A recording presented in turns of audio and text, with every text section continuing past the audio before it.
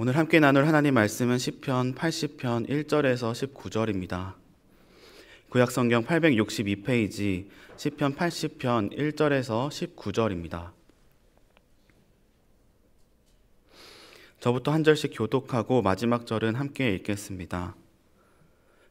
요셉을 양떼같이 인도하시는 이스라엘의 목자여 귀를 기울이소서. 그룹 사이에 좌정하신 이여 빛을 비추소서. 에브라임과 베냐민과 므낫세 앞에서 주의 능력을 나타내사 우리를 구원하러 오소서. 하나님이여 우리를 돌이키시고 주의 얼굴빛을 비추사 우리가 구원을 얻게 하소서. 만군의 하나님이여 주의 기도에 대하여 어느 때까지 노하시리이까. 주께서 그들에게 눈물의 양식을 먹이시며 많은 눈물을 마시게 하셨나이다. 우리를 우리 이웃에게 다툼거리가 되게 하시니 우리 원수들이 서로 비웃나이다. 만군의 하나님이여 우리를 회복하여 주시고 주의 얼굴의 광채를 비추사 우리가 구원을 얻게 하소서. 주께서 한 포도나무를 애굽에서 가져다가 민족들을 쫓아내시고 그것을 심으셨나이다. 주께서 그 앞서 가꾸셨으므로 그 뿌리가 깊이 박혀서 땅에 가득하며 그 그늘이 산들을 가리고 그 가지는 하나님의 백향목 같으며 그 가지가 바닥까지 뻗고 넝쿨이 강까지 미쳤거늘 주께서 어찌하여 그 담을 허시사 길을 지나가는 모든 이들이 그것을 따게 하셨나이까. 숲속의 멧돼지들이 상해하며 들짐승들이 먹나이다. 만군의 하나님이여 구하옵나니 돌아오소서. 하늘에서 굽어 보시고 이 포도나무를 돌보소서. 주의 오른손으로 심으신 줄기요 주를 위하여 힘있게 하신 가지니이다. 그것이 불타고 배임을 당하며 주의 면책으로 말미암아 멸망하오니 주의 오른쪽에 있는 자 곧 주를 위하여 힘있게 하신 인자에게 주의 손을 얹으소서. 그리하시면 우리가 주에게서 물러가지 아니하오리니 우리를 소생하게 하소서. 우리가 주의 이름을 부르리이다. 만군의 하나님 여호와여 우리를 돌이켜 주시고 주의 얼굴의 광채를 우리에게 비추소서. 우리가 구원을 얻으리이다. 아멘. 작년 한 해 많은 기독청년 스마트폰에 음악 재생 목록 한 칸을 차지한 찬양이 있습니다. 가사가 이렇습니다. 그대 폭풍 속을 걷고 있을 때, 비바람을 마주해야 할 때, 불빛조차 보이지 않아도 그대 혼자 걷지 않을 거예요. 두려움 앞에서 하늘을 보아요. 외로운 그대여 걱정 마요. 꿈꾸는 그 길을 또 걷고 걸어요. 그대 혼자 걷지 않을 거예요. 이 찬양의 제목은 후렴구와 같은 혼자 걷지 않을 거예요입니다. 이 곡이 특별한 점은 그리스도인이 아닌 일반 대중에게도 폭넓게 사랑받았다는 점입니다. 아마 가사에 담긴 심상이 듣는 이의 종교와 무관하게 공감을 일으켰기 때문일 것입니다. 실제로 우리에게는 남녀노소, 지위고하, 빈부귀천 관계없이 비바람 몰아치는 폭풍송을 걷는 듯한 경험이 있습니다. 하나의 커다란 문제 또는 다양한 위험으로 옴짝달싹 못하겠고 그래서 무척 외롭고 답답한 때가 있습니다. 건강의 위기가 대표적일 것입니다. 관계의 깨어짐도 그렇고 경제적 어려움도 있습니다. 또한 부당한 일을 당하거나 최선 다해 노력한 일이 수포가 될 때도 그렇습니다. 이런 일들은 우리 마음을 무겁게 짓누릅니다. 대개 그리스도인들은 이런 고난을 마주할 때 두 극단적 반응에 빠지기 쉽습니다. 하나는 하나님을 부정하는 것입니다. 하나님이 계시고 선하시면 왜 내게 이런 고통과 어려움이 있는가 하며 신앙을 손에서 놓습니다. 또 다른 극단은 자기 자신을 부정하는 것입니다. 이들은 모든 고난을 단순히 개인의 죄에 대한 징벌로 해석합니다. 내가 혹은 그가 무슨 죄를 지었기에 이 고통이 벌로 찾아왔다라고 말입니다. 오늘 본문은 이 두 극단을 피하는 제3의 길을 보여줍니다. 바로 하나님과 인간 사이 관계 회복을 통해 문제를 뛰어넘기입니다. 시편 80편은 고통과 절망이란 어둠을 헤매는 상황 중 울린 간절한 기도이자 노래입니다. 이때 본문에서 흥미로운 점은 시인이 마냥 하나님께 불평한다거나 자책하며 자포자기하지 않는다는 것입니다. 왜냐하면 그가 붙드는 소망이 있기 때문입니다. 그 소망이 바로 오늘날 고통 중인 우리를 위한 제3의 길입니다. 이제 말씀으로 들어가 구체적 의미를 살피겠습니다. 시편 80편은 하나님에 대한 세 가지 묘사로 시작합니다. 본문 1절입니다. 요셉을 양떼같이 인도하시는 이스라엘의 목자여 귀를 기울이소서. 그룹 사이에 좌정하신 이여 빛을 비추소서. 시인은 먼저 하나님을 이스라엘의 목자라고 부릅니다. 목자는 양떼를 인도하고 보호하며 먹이는 존재입니다. 또한 고대 근동에서 목자는 왕을 가리키는 비유이기도 했습니다. 시인은 하나님을 이러한 목자라고 부르며 기도에 귀를 좀 기울여 달라고 요청합니다. 두 번째로 시인은 하나님을 그룹 사이 좌정하신 이라고 부릅니다. 그룹은 천군 천사를 가리키는 말인 동시에 언약궤 뚜껑인 속죄소의 두 형상을 말하기도 합니다. 이스라엘 백성은 그들이 제사 드릴 때 하나님이 이 그룹 형상 사이로 임재하신다고 믿었습니다. 그래서 그룹 사이 좌정하신 이란 호칭은 전쟁에 능하신 전사로서 백성을 찾아와 구원하시는 하나님을 뜻합니다. 끝으로 시인은 하나님을 빛을 비추시는 분으로 묘사합니다. 빛은 어둠을 몰아내고 나아갈 방향을 제시합니다. 그래서 이 말은 하나님은 갈피를 잡지 못해 방황하는 백성의 혼란을 잠재우는 분이시자 절망에서 일으키는 분이시라는 고백입니다. 시인이 이렇게 하나님을 다양한 호칭으로 찾고 부르는 이유는 이어지는 말씀에서 유추할 수 있습니다. 지금 시인이 위기 속에 있기 때문입니다. 특히 북이스라엘을 대표하는 두 지파 에브라임과 므낫세가 구체적으로 언급된 걸 보아 북왕국이 위험에 처해 있음을 알 수 있습니다. 또한 우리말 성경은 번역하지 않았지만 70인역 성경에는 시편 80편에 아수르인에 관하여 라는 부제가 있습니다. 정리하면 오늘의 시는 북왕국이 아수르의 침공당해 국운이 저물어가는 상황에 쓰였습니다. 이때 시인은 그 누구보다 하나님을 먼저 찾습니다. 자신이 아는 모든 표현을 활용해가며 말입니다. 여기서 우리는 중요한 가르침을 얻습니다. 현대사회는 우리에게 당신은 혼자다. 그래서 모든 문제는 스스로 해결해야 한다라고 말합니다. 하지만 성경은 그 반대를 말합니다. 당신은 혼자가 아닙니다. 좋은 목자이신 하나님, 당장이라도 찾아와 문제를 해결하시는 하나님, 그렇게 나아갈 길을 밝히시는 하나님이 계십니다. 라고 알려줍니다. 이미 이런 하나님을 믿고 있던 시인은 이어서 이렇게 노래합니다. 본문 3절입니다. 하나님이여 우리를 돌이키시고 주의 얼굴빛을 비추사 우리가 구원을 얻게 하소서. 본문에서 얼굴로 번역된 히브리어 파님에는 임재라는 의미도 있습니다. 그래서 얼굴빛을 비춰달라는 요청은 자신들에게서 떠나신 하나님께 돌아와 달라는 요청입니다. 고통 중인 시인은 무엇보다 먼저 하나님을 가까이서 마주하기를 원합니다. 왜냐하면 시인은 상황이 바뀌는 것보다 하나님과의 관계 회복이 우선임을 알았기 때문입니다. 그리고 이때 시인은 또 하나의 중요한 걸 놓치지 않았습니다. 우리를 돌이키시고 라는 표현이 그것을 알려줍니다. 시인은 자신들이 먼저 하나님께로 돌이켜야 한다는 걸 알았습니다. 애초에 지금의 고난은 하나님의 부재 때문인데 하나님의 부재는 하나님이 먼저 떠나신 게 아니라 자신들이 먼저 하나님으로부터 돌아서서 발생한 일이기 때문입니다. 이사야 59장 2절도 이 사실을 이렇게 증언합니다. 오직 너희 죄악이 너희와 너희 하나님 사이를 갈라놓았고 너희 죄가 그의 얼굴을 가리어서 너희에게서 듣지 않으시게 함이니라.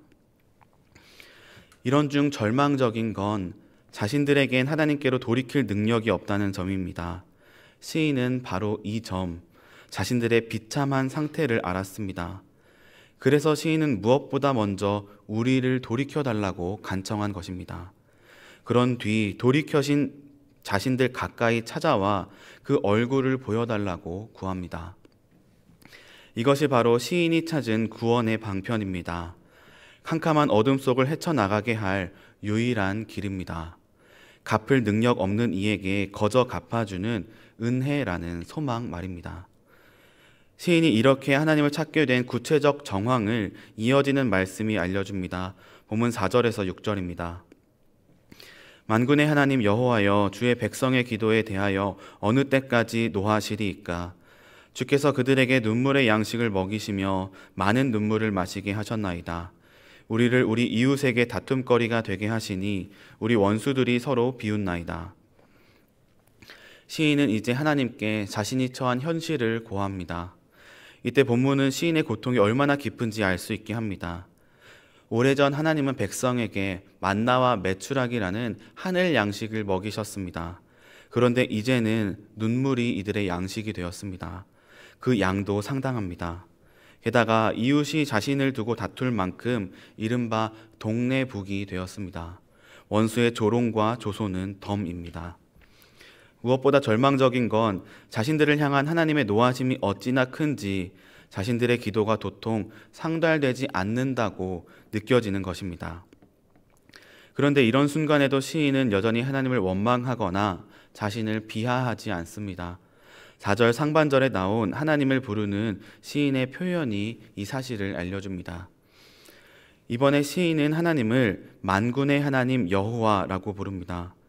만군의 하나님은 하늘의 모든 군대를 지휘하는 전능하신 하나님을 의미합니다. 그리고 여호와는 약속에 신실하신 하나님을 뜻합니다.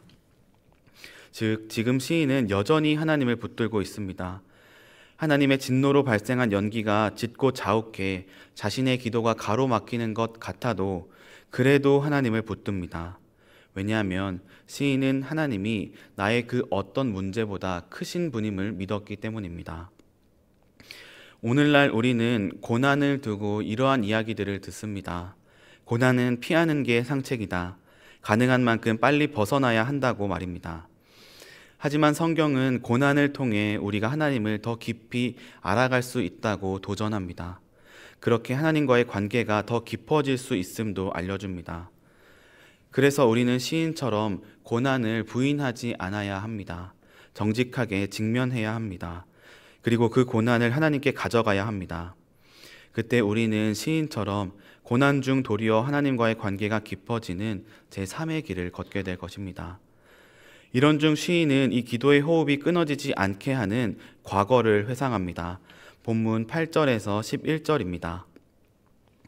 주께서 한 포도나무를 애굽에서 가져다가 민족들을 쫓아내시고 그것을 심으셨나이다. 주께서 그 앞서 가꾸셨으므로 그 뿌리가 깊이 박혀서 땅에 가득하며 그 그늘이 산들을 가리고 그 가지는 하나님의 백향목 같으며 그 가지가 바닥까지 뻗고 넝쿨이 강까지 미쳤거늘. 이제 시인은 이스라엘을 포도나무에 비유해 출애굽과 가나안 정착 사건을 떠올립니다. 오래전 하나님은 이스라엘을 당대 최강국 애굽에서 구출하셨습니다. 그리고 직접 앞서가 이스라엘이 정착할 그 땅을 가꾸셨습니다. 이스라엘이 가나안에 잘 정착해 그 땅을 정복하고 영향력을 뻗칠 수 있게 말입니다. 이렇게 지금 시인은 과거 하나님이 자신들에게 행하신 구원 역사를 회고합니다. 그리고 이를 통해 지금의 어려움을 견뎌낼 담력을 얻습니다.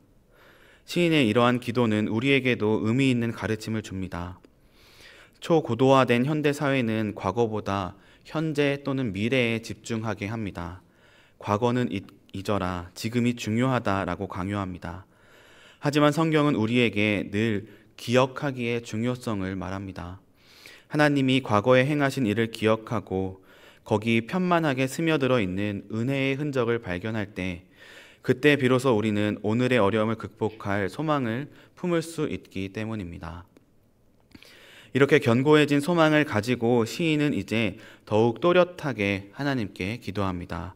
본문 12절에서 14절입니다. 주께서 어찌하여 그 담을 허시사 길을 지나가는 모든 이들이 그것을 따게 하셨나이까? 숲속의 멧돼지들이 상해하며 들짐승들이 먹나이다. 만군의 하나님이여 구하옵나니 돌아오소서. 하늘에서 굽어보시고 이 포도나무를 돌보소서. 시인은 앞서 사용한 포도나무 비유를 계속 이어가는데 이번엔 자신들을 담이 허물어진 포도원으로 비유합니다. 멧돼지들이 해쳐놓고 들짐승이 먹어치웠다는 건 아수르만이 아닌 다양한 이방인들에게 침탈당한 상황을 전합니다. 또 16절에서는 자신들을 불타고 배임당한 나무로까지 빗댑니다. 그러나 시인은 포기하지 않고 계속 하나님께 간구합니다. 돌아오소서, 굽어보소서, 돌보소서, 주의 손을 얹으소서. 이렇게 명령형 동사를 연속 사용한 간구는 시인을 염치 없고 뻔뻔한 인물로 보이기도 하지만 반대로 보면 그만큼 하나님과 친밀해진 관계를 전제하고 기도한다는 걸 알 수 있습니다. 어쩌면 시인은 하나님이 출애굽 전 모세를 처음 대면한 그 자리에서 이스라엘을 내 장자, 내 아들이라고 선언하신 걸 기억하며 기도하는지도 모르겠습니다. 이렇게 문제 상황에 때로는 뻔뻔하게 보일 만큼 하나님을 붙드는 건 세상 속 우리에게 시사하는 바가 적지 않습니다. 현대의 문화는 자기 구원을 강조합니다. 하늘은 스스로 돕는 자를 돕는다는 말조차 어느새 구식이 되어버릴 정도입니다. 너 자신을 믿어라. 답은 내 안에 있다. 너의 길을 가라. 세상은 이렇게 우리를 현혹합니다. 그러나 성경은 우리의 유일한 소망이 우리 아빠이신 하나님과 그분의 은혜에 있다고 말합니다. 실제로 우리는 스스로 담을 재건할 능력이 없습니다. 우리의 상처를 온전히 치유하고 고치는 분은 하나님 아버지이십니다. 그래서 시인은 이 시의 결론을 이렇게 맺습니다. 본문 19절입니다. 만군의 하나님 여호와여, 우리를 돌이켜 주시고 주의 얼굴의 광채를 우리에게 비추소서. 우리가 구원을 얻으리이다. 시인은 앞서 3절과 7절에서 반복한 후렴구를 마지막으로 외칩니다. 그는 노래하는 중 더욱 깊고 견고해진 믿음으로 하나님께 자신들과의 관계 회복을 요청합니다. 자신들을 돌이켜 주시고 하나님도 우리를 돌아와 달라고 말입니다. 북아일랜드의 신학자 크리스토퍼 라이트는 시편 80편을 주석하며 이것을 이중적 돌이킴이라고 표현했습니다. 애초에 깊은 고난과 슬픔이란 짙은 어둠 속에서 우리가 해야 할 첫 일은 하나님을 찾고 하나님께 돌아가는 일입니다. 그런데 중요한 건 그렇게 할 능력도 하나님께로 기인한다는 것입니다. 그래서 우리는 무엇보다 먼저 하나님께 우리를 돌이켜달라고 구해야 합니다. 또한 여기서 끝이 아닙니다. 오늘의 시는 우리의 돌이킴과 함께 하나님도 우리를 돌아보셔야 한다는 걸 알려줍니다. 그때 비로소 우리를 둘러싼 어둠이 걷힙니다. 하나님이 비추시는 길이 보입니다. 그렇게 이중적 돌이킴이 있어야 우리에게는 진정한 샬롬, 평화가 임합니다. 하지만 오늘 본문 속 시인은 이렇게 노래했으면서도 하나님의 일하심에 끝내 순응하지 못했던 것 같습니다. 왜냐하면 끝끝내 북왕국은 파괴됐고 얼마 지나지 않아 남왕국 유다도 지도에서 사라졌기 때문입니다. 하지만 여전히 이 시가 하나님 말씀으로 남아 우리에게 전해진 건 이 시에 담긴 메시지가 진실이기 때문입니다. 왜냐하면 시간이 흘러 그리스도 예수님이 참 포도나무로 오셔서 이 시를 자신의 노래로 부르셨고 합당하게 반응하셨기 때문입니다. 그분은 일평생 철저히 하나님을 향해 얼굴을 드셨습니다. 하나님을 떠나신 적이 없습니다. 그러나 그분은 정작 자신이 가장 위험에 처해 있을 때 하나님 얼굴의 광채를 보지 못하셨습니다. 왜냐하면 여전히 하나님을 바라볼 줄 모르는 우리에게 그 빛을 돌리기 위해서입니다. 그래서 오늘 우리는 이 시를 통해 하나님의 돌이켜주심과 돌이키심을 기억해야 합니다. 동시에 이 일이 십자가의 그리스도로 인해 가능함을 기억해야 합니다. 에베소서 2장 13절도 이 사실을 이렇게 증언합니다. 이제는 전에 멀리 있던 너희가 그리스도 예수 안에서 그리스도의 피로 가까워졌느니라. 그는 우리의 화평이신지라. 이 사실을 기억하며 언제나 하나님께 모든 것을 구합시다. 특별히 고통 가득한 어둠 속에 있다면 그리스도 안에서 하나님의 도우심을, 그 찬란한 얼굴빛을 구합시다. 그때 우리는 우리 앞에 놓인 진정한 회복의 길을 발견할 것입니다. 나아가 그 길을 지금 혼자 걷고 있지 않음을 깨달을 것입니다. 기도하겠습니다.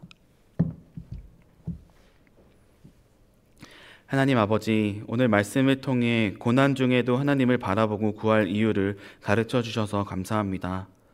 사방이 문제에 가로막혀 있을 때, 하나님이 보이지조차 않을 때, 그때도 우리가 하나님을 찾고 구할 수 있음은 그리스도 예수님을 통해 하나님 얼굴의 광채가 우리에게 드리우기 때문임을 믿습니다. 이 사실을 기억하며 하나님께로 향하는 걸음을 담대히 걷게 하시고 하나님의 가까이 다가오심을 충만히 누리는 오늘 하루가 되게 하옵소서. 예수님의 이름으로 기도드립니다. 아멘.